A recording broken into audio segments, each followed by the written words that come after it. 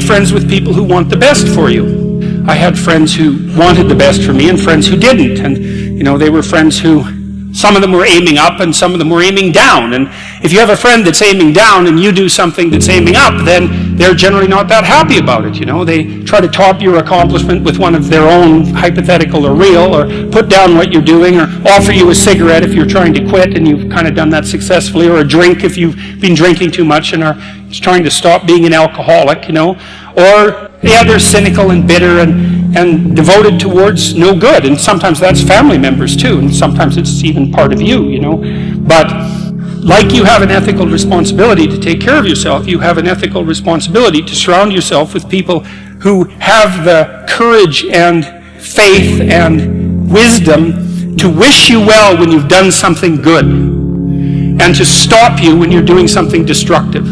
And if your friends aren't like that, then they're not your friends. And maintaining your friendships with them might not even be in their interest.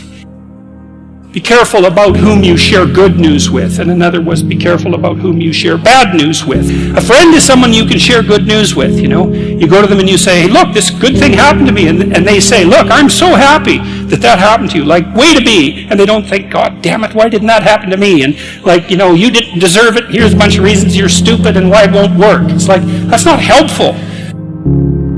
Carl Rogers, who's a psychotherapist, he had this idea that what he would manifest towards his clients in therapy was unconditional positive regard. And I've always had trouble with that because you don't treat your children, for example, with unconditional positive regard. So no matter what someone says, you're saying, yeah, that's a good idea. Yeah, that's why it's tricky. Well, what he didn't articulate it, I think, as well as he might have. What you want to do is, for your child, is that you want the best for the best in them. That's what you want. And that's what you want from people that you surround yourself with. Now, they'll hold you to a high standard if that's the case, right? Because whenever you degenerate in any of the multiple ways that you're likely to degenerate, they're going to whack you on the back of the head and say, clue the hell in. You're demeaning yourself. You're less than you could be. And there's real judgment in that, and it's harsh. But with friends, it's the same thing. You want friends. They're not friends if they're not these people. You want friends who, when something good happens to you, that's good for you, right?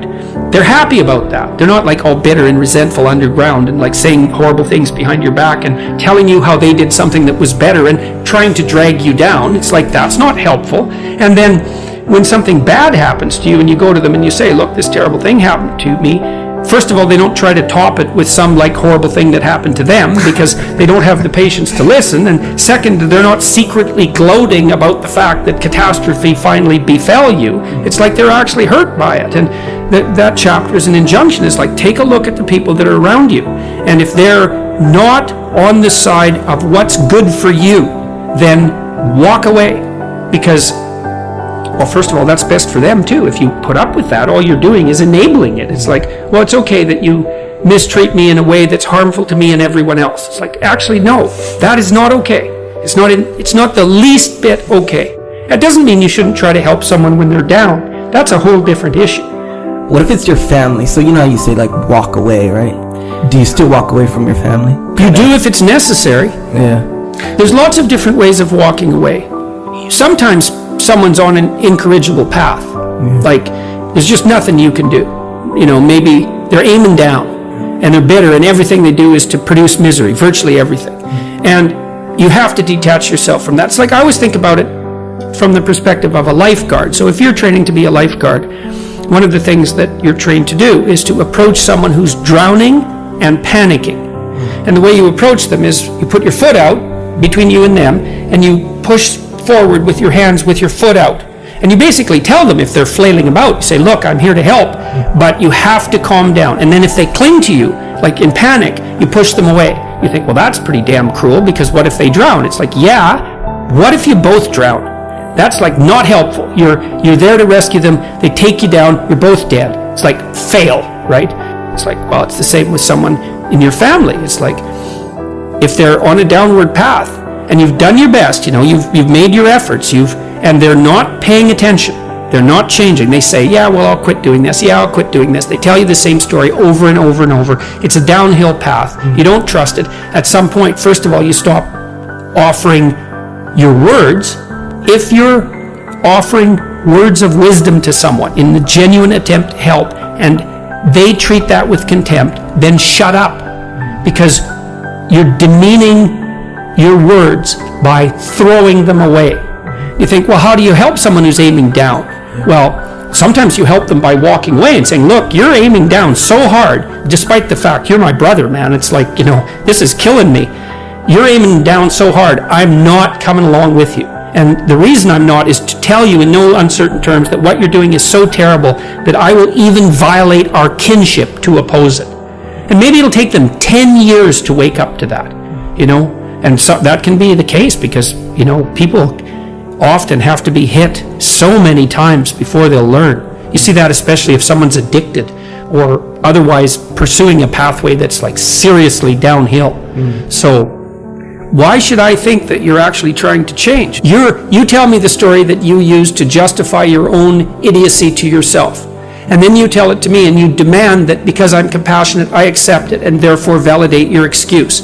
It's really hard not to get tangled up in that, right? Because if someone who's really in rough shape is telling you about why they're suffering, first of all, they're probably about half right in their story.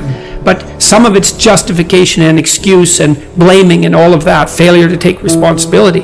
It's really hard to stand up and say, no, I don't buy that. No, you're wrong about that. You have to be a brutal bastard in order to do that. But hey, sometimes, like, surgery is brutal, right? It's brutal. And so this chapter about, only making friends with people who want the best for you, that's a brutal chapter, but it's right, unfortunately.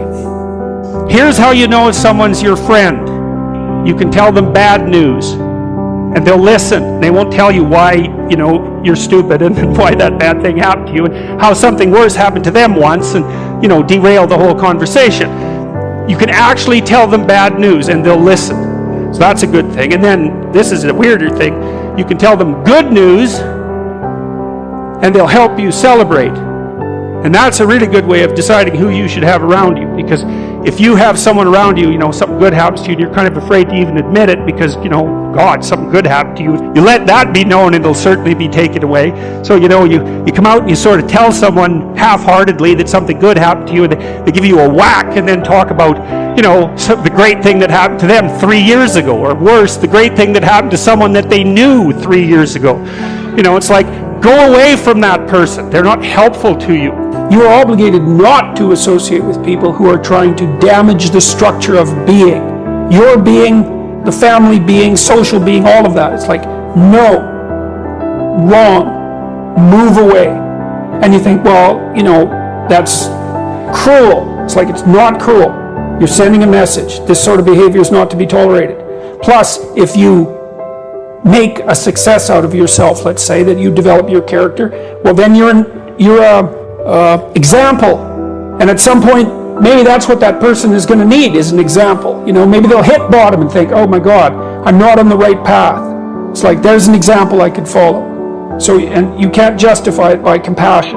And the other thing, people don't exactly understand that it's okay morally to choose people that are trying to help you be better, and to shy away from people who are going to drag you down. So you're not morally obliged to go down with someone else's ship.